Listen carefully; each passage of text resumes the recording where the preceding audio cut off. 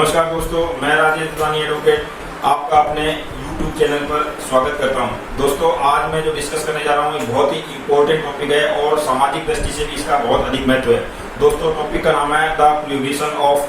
Child marriage act 2006। दोस्तों, बाल विवाह अधिनियम 2006 यानी किसी भी व्यक्ति द्वारा बाल विवाह करना एक अपराध की श्रेणी में आता है। दोस्तों, ये नियम 1929 से स्टार्ट है यानी लागू है, लेकिन 2006 का जो अधिनियम है ये रिपील किया है यानी कि उसको रिप्लेस करके ये 2006 का नियम बनाया गया है। दोस्तों, ये बहुत ही आवश्यक है कि इस बात की जानकारी होनी चाहिए हर एक व्यक्ति, हर एक नागरिक को कि भारत में बाल विवाह अधिनियम के तहत में जो विवाह की उम्र तय की गई है वो लड़की के लिए 18 वर्ष और लड़के के लिए 21 वर्ष की आयु तय की गई है। यानी 18 वर्ष से कम आयु में लड़की की शादी और 21 वर्ष से कम आयु में लड़के की शादी करना अपराध की श्रेणी में आता है। दोस्तों, वैसे तो 18 साल की उम्र जो है लड़के के लिए वोटिंग राइट के लिए और ड्राइविंग लाइसेंस के लिए तो वयस्क मानी जाती है यानी वो मेजर माना जाता है, लेकिन शादी की एज में वो 21 साल पे ही मेजर माना जाएगा, वयस्क माना जाएगा। इससे पहले शादी जो है उसकी बाल विवाह की कैटेगरी में आएगी। दोस्तों, अब मैं आपको ये बताना चाहता हूँ कि मान लीजिए किसी का बाल विवाह हो जाता है तो क्या वो उस बाल विवाह को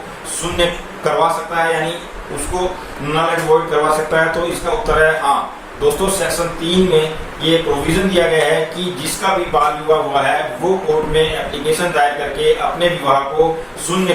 करवा सकता है और उसके लिए उसे कोर्ट में एप्लीकेशन दाखिल करनी है और इस बात का जिक्र करना है कि जिस समय उसकी शादी हुई थी वो उस समय नाबालिग था यानी कि उसकी उम्र 18 या 21 वर्ष की नहीं थी। दोस्तों, इसमें एक प्रश्न ये भी उठता है कि क्या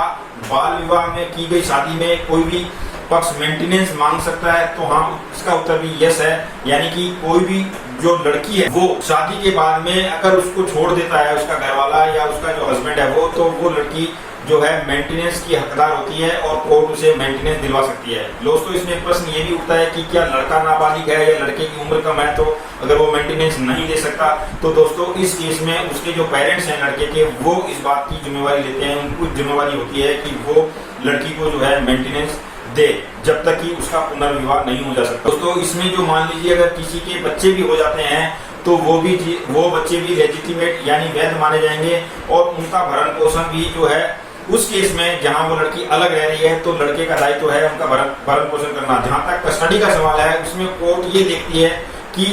कौन सा जो पक्ष है वो मजबूत है जिसमें बच्चे का भविष्य सुरक्षित होता है। तो उस हिसाब से जो कस्टडी का मामला है वो कोर्ट किसी को भी अपने निर्धारित कर सकती है कि किसके पास में वो बच्चे ज्यादा सेफ है यानी उसका भविष्य किस पेरेंट के पास में ज्यादा सेफ रहेगा। दोस्तों, इसके बाद में आता है मान लीजिए अगर सिचुएशन चेंज हो जाती है, लड़की की शादी हो जाती है या लड़की कमाने लग जाती है तो क्या उस कंडीशन में भी उसको मेंटेनेंस देनी पड़ेगी? तो दोस्तों, इसमें यह है कि ये प्रावधान किया गया है कि लड़का जो है वो कोर्ट में एप्लीकेशन लगा सकता है इस बात की कि भी जो जिस समय वो मेंटेनेंस बंदी थी उस सिचुएशन कुछ और थी, अब कुछ और है, तो वो उसमें कोर्ट कॉग्निजेंस लेके उसको बंद भी कर सकती है या फिर उस मेंटेनेंस की रकम को कम भी कर सकती है। दोस्तों, मैं इसमें एक बात और बताना चाहूंगा कि मान लीजिए इसमें अगर किसी पक्ष द्वारा कुछ लेन देन भी किया गया है शादी में तो कोर्ट जो है उस पक्ष को वो सामान वापस लौटाने का भी ऑर्डर कर सकती है। यानी कि दहेज जो अगर उस समय शादी के दौरान लिया गया है तो वो भी कोर्ट को जो है लौटाने का ऑर्डर करने का पावर है। अगर जुडिक्शन का सवाल है दोस्तों, तो ये केस जो फाइल करने का स्थान हो सकता है वो या तो लड़का व लड़की जिस जगह लास्ट टाइम तक रहे हैं वहां हो सकता है या जहां शादी हुई थी उस जगह को किया जा सकता है और या फिर जिस समय केस फाइल किया जा रहा है उस समय जहां लड़की रह रही है वहां पे वो केस फाइल किया जा सकता है। दोस्तों, इस केस में जो पेनल्टी का प्रावधान है वो सेक्शन 9 में दिया गया है और इसमें जो पेनल्टी है वो 2 साल की सजा और 1 लाख रुपए जुर्माने का प्रावधान है। ये एक बहुत ही जो है इसमें अहम सेक्शन डाला गया है ताकि लोगों को इस बात का डर पैदा हो, भय पैदा हो कि अगर इस टाइप का कोई कृत्य करता है तो उसको 2 साल की सजा और 1 लाख रुपए के जुर्माना देना पड़ सकता है। दोस्तों, इसमें मैं एक बहुत इंपॉर्टेंट बात ये बता दूं कि इस बाल विवाह के केस में पंडित से लेकर मीडिएटर और जो शादी में बाराती गए हैं इन सबको दोषी माना जा सकता है और इनके ऊपर में जेल और जुर्माने का प्रावधान किया जा सकता है। लेकिन इसमें सिर्फ और सिर्फ एक लेडीज को एक्सक्लूड किया गया यानी इस केस में लेडीज को जेल नहीं हो सकती, लेडीज के ऊपर में सिर्फ और सिर्फ कोर्ट जुर्माना लगा सकती है। दोस्तों, इसमें एक शादी जो है मान लीजिए कोई लड़का किसी नाबालिग लड़की को भगाकर, बहलाकर, फुसलाकर या फिर डरा धमकाकर अगर ले जाके शादी करता है तो वो शादी वॉइड एब इनिशियो यानी वो शुरू से ही शून्य मानी जाएगी। दूसरी कंडीशन ये है दोस्तों कि अगर कोई व्यक्ति लड़की को खरीद के लाता है और उसके बाद में उसे बेच देता है तो फिर वो शादी भी वॉइड एब इनिशियो मानी जाएगी। उसी तरह से दोस्तों मान लीजिए कोई व्यक्ति नाबालिग लड़की से शादी करता है और शादी करने के बाद उसे बेच देता है तो वो शादी भी वॉइड एब इनिशियो की श्रेणी में आएगी, यानी वो शुरू से ही शून्य मानी जाएगी। तो इस तरह से दोस्तों चाइल्ड मैरिज को जो है बहुत ही सीरियसली लिया गया है और इसके ऊपर में सरकार ने बहुत ही कड़े कदम व प्रावधान उठाए हैं दोस्तों। और इसमें एक बहुत अहम बात ये भी है